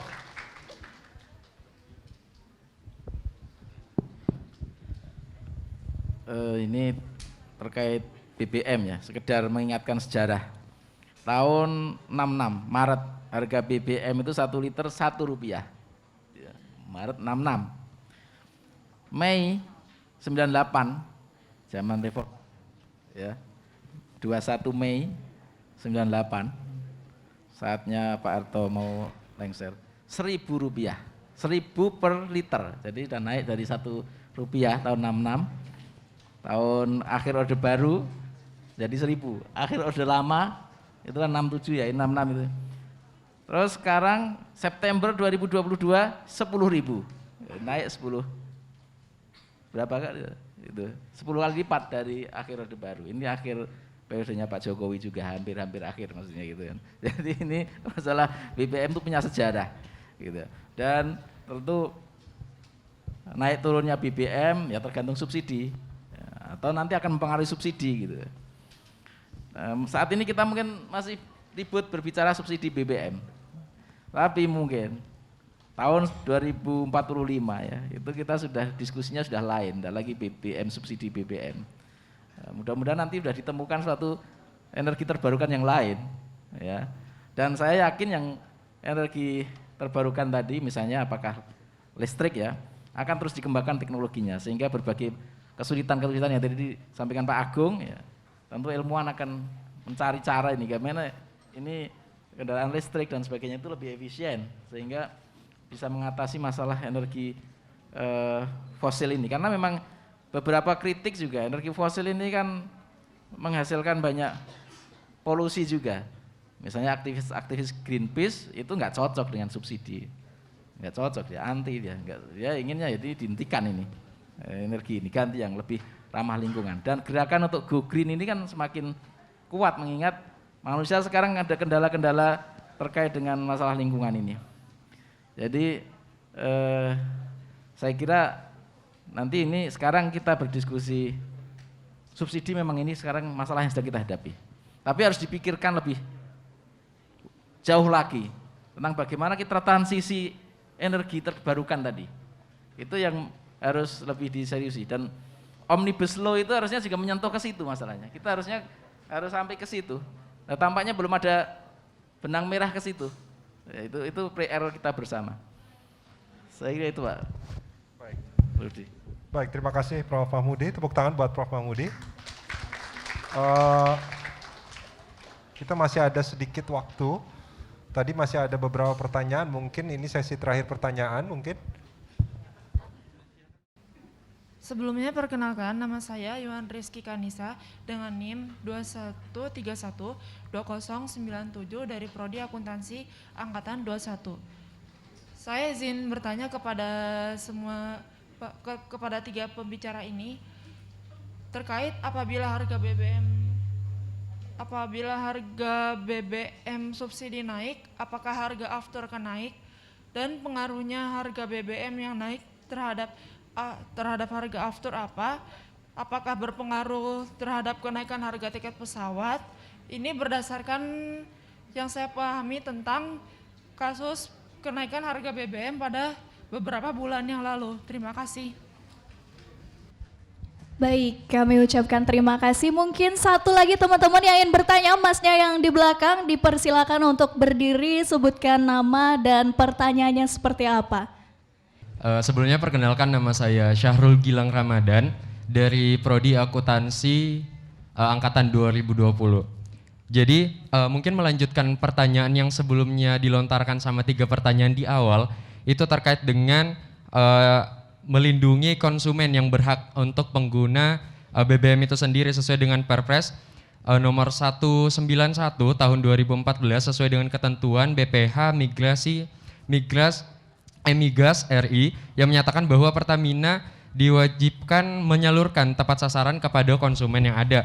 Nah, lantas bagaimana tanggapan Bapak dan Ibu selaku narasumber yang di atas terkait dengan percobaan penerapan My Pertamina? Soalnya di awal kan udah dijelasin bahwa penggunaan My Pertamina yang mungkin dianggap terdengar susah untuk mereka yang mungkin tidak memiliki mobile phone yang memadai. Terus juga tadi ada terkait dengan penerapan mobil listrik atau mungkin kendaraan listrik yang kita tahu juga untuk dari segi harga itu susah untuk dijangkau dari ekonomi bawah gitu. Nah, lantas menurut pandangan Bapak dan Ibu di atas selaku narasumber, sebenarnya tahapan yang efektif dalam pemberdayaan BBM yang baik itu tuh seperti apa? Dan tantangan yang mungkin kita di sini mahasiswa selaku pengguna BBM itu sendiri apa yang perlu kita sadari dalam hal dalam pemberdayaan atau mungkin perilaku hal yang perlu kita ambil gitu. Terima kasih. Baik, mungkin langsung Prof. Mahmudi pertama, gantian mungkin.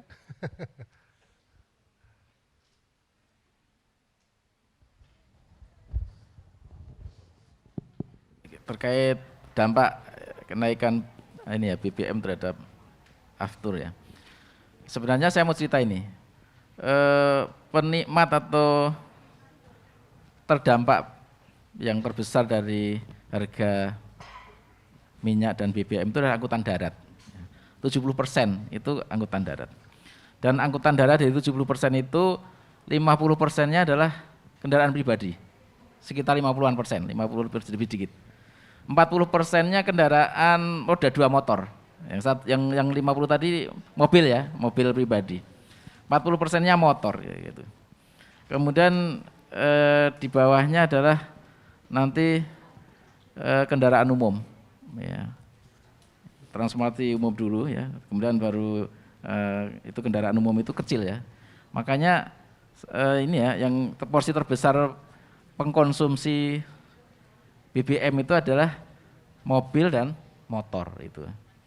Nah, tentu kalau ada kenaikan penyesuaian harga itu ya bisa berdampak ke produk yang lain. Meskipun tidak selalu, kadang pemerintah hanya menaikkan satu jenis produk ya, tetapi yang lain tetap harganya tetap, misalnya premium tetap, Pertalite naik, Pertamax naik, premium tetap, minyak tanah tetap kayak gitu ya. Semuanya tergantung kebijakan pemerintah. Ya, jadi keputusan untuk membuat kebijakan harga ini pemerintah tentu sangat hati-hati karena dampak politisnya sangat besar tadi ya. Misalnya one price itu kebijakan yang bagus, tapi dampaknya nanti memang itu akan mengurangi, artinya Pertamina lebih ini harus kerja keras karena beberapa overhead cost harus ditarik ke Pertamina, ke pusat, Sehingga bebannya akan narik ke situ, karena biaya-biaya tadi untuk menalurkan ke daerah-daerah yang terpencil itu kan cost-nya tinggi. Itu akan menjadi overhead yang akan menjadi beban Pertamina. Sehingga tadi dampaknya termasuk kalau dibandingkan dengan sel kurang kompetitif ya, karena tadi sel kan biayanya lebih sedikit overhead cost-nya.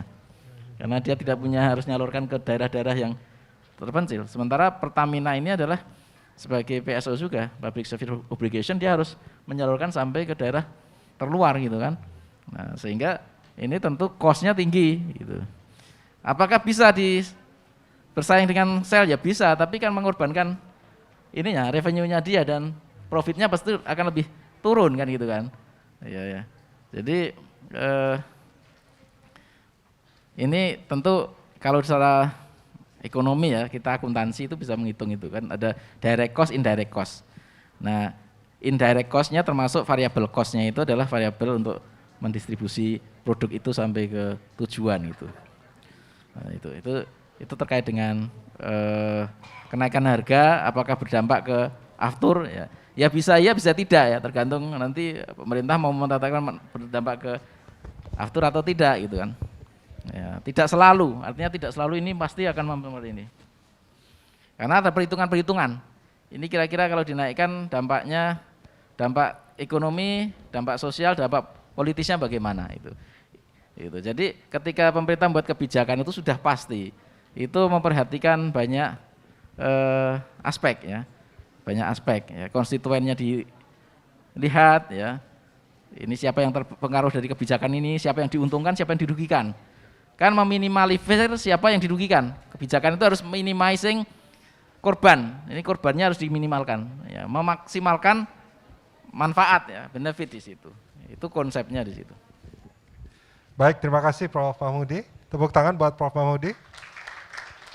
Selanjutnya Bu Dina, silakan. Baik, saya suka dengan pertanyaan Gilang ya, yang mengatakan bahwa terus kami sebagai mahasiswa kira-kira bisa berkontribusi apa ini? Teman-teman, saya mau tanya, yang menggunakan TJ di sini siapa? Satu, jangan-jangan pada nggak tahu TJ apa? Oke, dari sekian ratus ini ternyata hanya satu pengguna TJ ya. Padahal saya tanya, halte terdekat di sini di mana? Dekat kan? UPN berapa meter? Teman-teman jalan? Enggak sampai 500, 300-an meter itu. Gitu. Tapi pernah nggak kebayang untuk menggunakan transportasi umum? Kebayang doang ya, tapi ngelakuinnya kayaknya berat banget. Jadi kebetulan saya punya anak yang sudah bisa dan sudah boleh menggunakan kendaraan bermotor. Tetapi dia menghitung, kalau dengan uang saku yang diberikan, kalau dia menggunakan TJ hanya membayar PP 3.600, ini untuk anak sekolah dan mahasiswa ya, 3.600, sedangkan ketika dia menggunakan Pertalite lah yang paling murah misalnya 10.000, kira-kira lebih ekonomis mana? Tetap transportasi umum kan?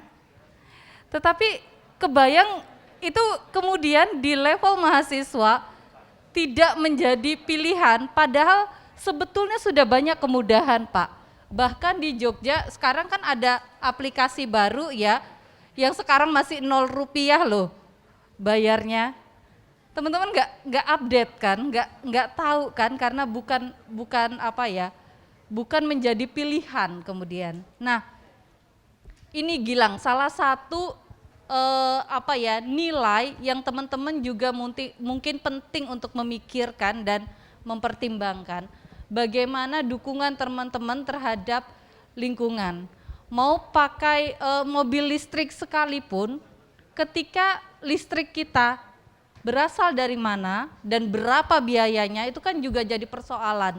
Nah, bagi kami teman-teman yang selama ini bergerak di isu-isu pemberdayaan, kemudian isu-isu advokasi kebijakan, pilihan-pilihan ideologis ini penting teman-teman. Jadi bagaimana sumber daya yang teman-teman miliki itu bisa dikelola dengan baik, sehingga meminimalisir yang namanya degradasi lingkungan, meminimalisir yang namanya problem-problem yang diciptakan dari lingkungan, belum limbahnya dan lain sebagainya. Mungkin saya baru bisa menjawab pertanyaan dari Gilang, sedangkan aftur saya lempar ke tetangga sebelah saya. Ya, terima kasih. Mohon izin ya, Mas Rudi. Kalau ditanya after naik enggak gitu ya, wah, ya pasti naik ya. Karena saya cuma berpandangan gini, bahwa subsidi ini belum menyangkut kepada pesawat gitu. Bayangkan kalau pesawat tak kasih solar gitu, ngutus ngobos di tengah-tengah gitu kan gimana? Kan menakutkan sekali kan itu. Jadi di dalam Perpres 191 yang akan direvisi itu sudah jelas konsumen penggunanya itu siapa. Kendaraan umum semua darat laut itu kita subsidi. Gitu. Kapal semuanya, kapal ASDP yang apa? Ferry gitu ya, kapal ASDP atau kapal penumpang yang ke pulau-pulau itu semua kena subsidi. Kereta api, kalian naik kereta api eksekutif pun itu ada subsidinya. Dapat solar itu. Dia pengguna solar itu. Begitu. Apalagi bus, semuanya subsidi itu. Jadi memang yang kita amankan pertama kali adalah subsidi untuk transportasi umum yang menyentuh hajat hidup orang banyak, transportasi umum. Yang kita tekan adalah konsumsi pribadi. Begitu. Lah, kecuali yang umum ini pesawat, Pak. Itu soalnya konsumsinya bukan JBT itu, aftur ya kan gitu. Ya mungkin apa itu berpengaruh terhadap harga yang sekarang naik itu ya. Yang selanjutnya Mas Syahrul ya, terkait My Pertamina. Kemarin itu Bapak Ibu dan teman-teman semua, itu bukan uji coba nasional itu My Pertamina. Itu hanya uji coba di 5 provinsi termasuk Jogja. Tapi isunya jadi nasional gitu ya. Karena memang itu center-center penting ya yang di Indonesia itu gitu. Itu hanya uji coba untuk melaksanakan My Pertamina cocok nggak sih sebetulnya? Karena itu satu-satunya alat kendali kita, Pak. BPH Migas belum ada. Hanya ada Pertamina itu My Pertamina saja itu. Karena apa? Ketika kita mengatur konsumen pengguna, kan harus tahu, harus ada alat untuk mengidentifikasi dia. Sama seperti KTP. Ya kan? KTP itu kan kemudian kita bisa mengidentifikasi dia WNI atau WNA. Kan begitu. Sama kalau ada aturan tentang konsumen pengguna, kita harus punya alat untuk mengidentifikasi dia berhak apa enggak. Nah, itu yang kita dempelkan ke alat teknologi. Kita menyebutkan kalau badan pengatur itu enggak boleh, Pak. Menyebutkan My Pertamina enggak boleh karena itu produknya badan usaha. Di Indonesia yang berhak untuk mengatur mendistribusikan BBM subsidi itu 2, Pak. Pertamina dan AKR namanya. AKR itu yang di Tuban, itu yang di Kalbar itu banyak itu AKR. Jadi dia juga beli jual solar dan Pertalite juga RON 90 juga. Terus ketika tadi menjawab Mas Syahrul tadi, My Pertamina besok itu ada 2 hal, Pak, nanti. Jadi ada yang barcode-nya itu statis, artinya yang di print kartu yang nggak punya HP Android itu, jadi tinggal di-scan di SPBU. Ada yang by aplikasi yang barcode-nya itu dinamis yang dari situ, yang dari jadi memang sudah memikirkan, sudah ada perbaikan-perbaikan terus gitu. Tapi whatever artinya kita harus dukung My Pertamina karena satu-satunya alat itu untuk ke sana ya sambil kemudian kita perbaiki terus lah terkait ke sana. Terus yang terakhir yang perlu saya sampaikan, Mas, kontribusi teman-teman. Teman-teman mau tak kasih rumus bocoran nggak?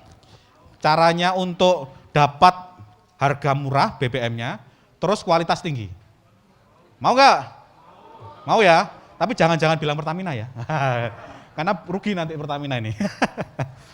Namanya rumus blending namanya. Dicampur. Ini hasil penelitian ini teman-teman UGM ini. Jadi teman-teman, misalnya ya, Pertalite itu adalah campuran antara Pertamax 92 dengan Premium 88, jadinya RON 90. Tengah-tengah.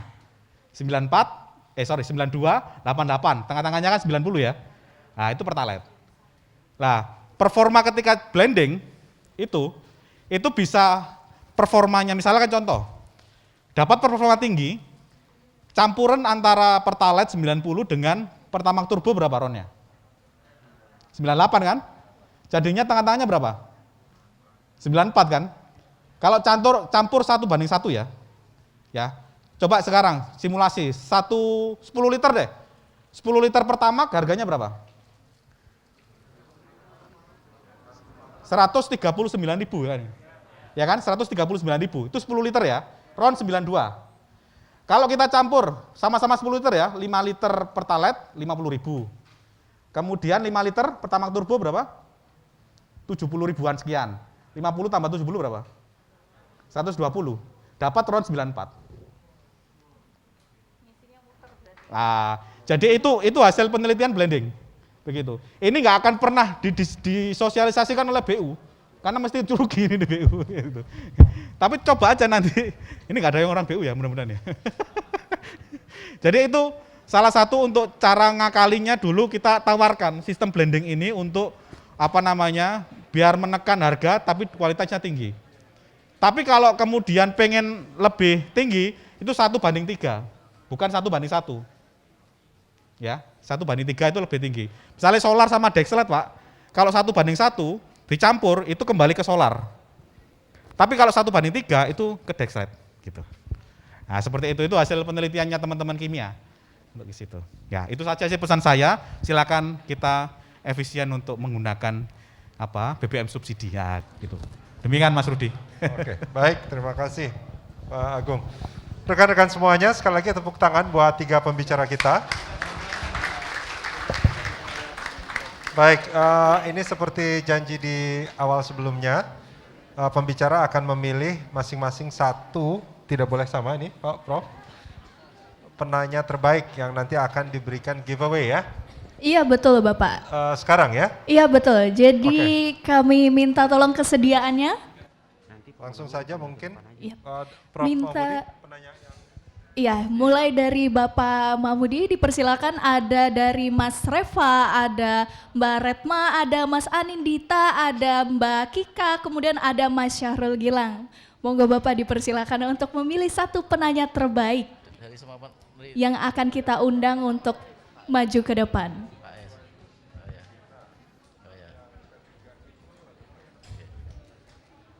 Kalau saya pilih Faiz ya.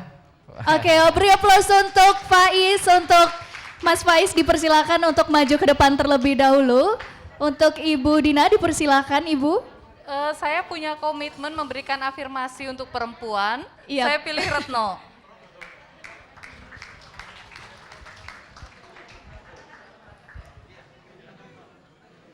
Kalau yang mobil listrik tadi siapa? Listrik. Nah, itu. Oh, Mas Anindita. Oke, dipersilakan beri aplaus untuk semua penanya terbaik kita pada pagi hari ini. Dipersilakan untuk kepada para pembicara untuk memberikan giveaway pada 3 penanya terbaik kita.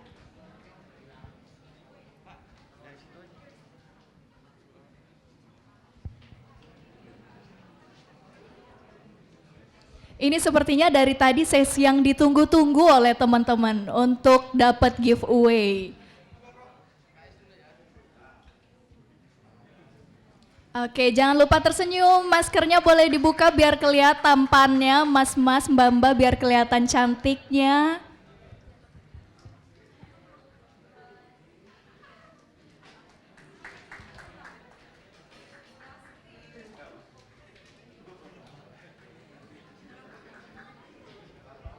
Oke, selanjutnya ada Mbak Retma Ika Suryani sebagai penanya terbaik kita juga pada hari ini.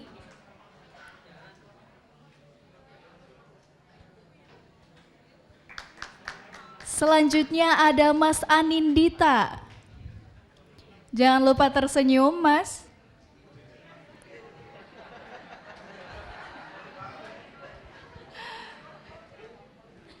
Oke, beri aplaus untuk semua penanya terbaik kita pada pagi hari ini.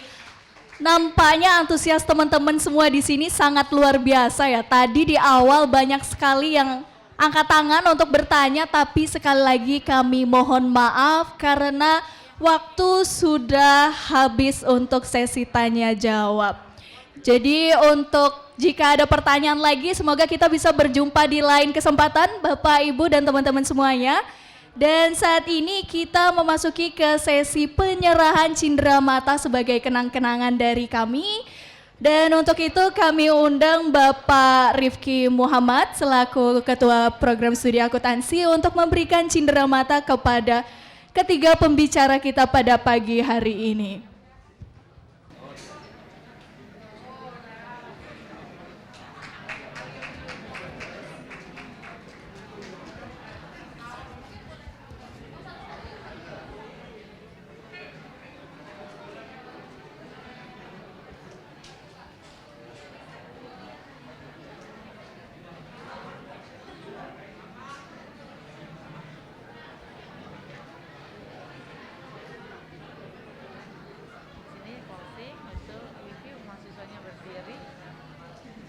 Bapak-bapaknya biar di sini aja, kita fotonya dari atas. Ya.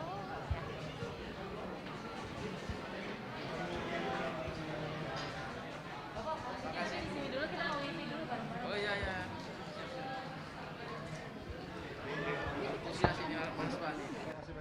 Baik, beri aplaus dulu untuk pembicara kita pada pagi hari ini. Baik teman-teman semua, yang gak kerasa kalau kita sudah berada di penghujung acara.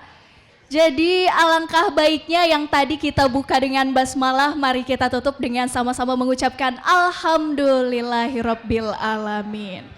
Baik teman-teman, sekali lagi kami ingin mengucapkan terima kasih kepada para pembicara kita siang hari ini, kepada moderator kita yang sangat menginspirasi sudah membawakan talk show kita dengan sangat menyenangkan. Tentunya untuk pembahasan tentang kebijakan publik, Pak Mahmudi juaranya ya di sini, dan Ibu Dina, terima kasih sudah sangat menginspirasi kami pada siang hari ini, begitu juga dengan Bapak Agung.